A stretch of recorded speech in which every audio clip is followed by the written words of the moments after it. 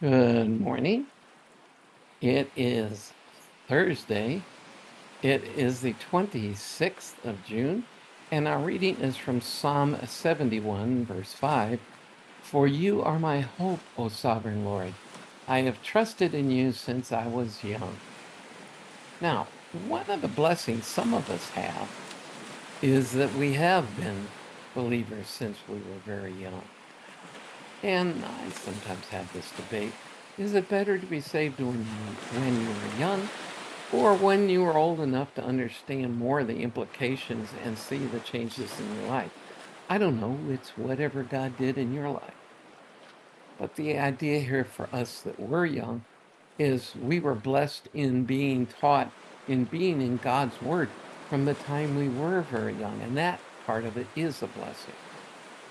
And so the thought here is to the parent, raise up your child so the children can be saying what the author of Proverbs said when he said he was blessed by being in God's Word from very young.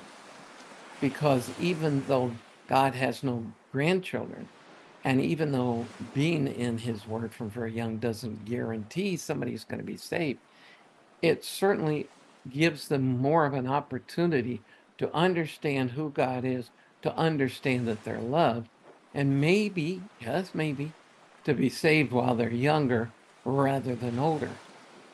But finally, I want to emphasize the same things I emphasized back on Tuesday, I think it was, that part of having a fulfilled and maybe successful life as a believer is by being in God's Word and being in His Word on a consistent basis. Because that's how we're fed spiritually. And if we're not in the Word, just like if we don't eat, we starve. If we're not in the Word consistently, we are spiritually starving ourselves. And it's much harder to be who God calls us to be if we're not doing anything to feed ourselves spiritually. So, hopefully, you're in the Word today.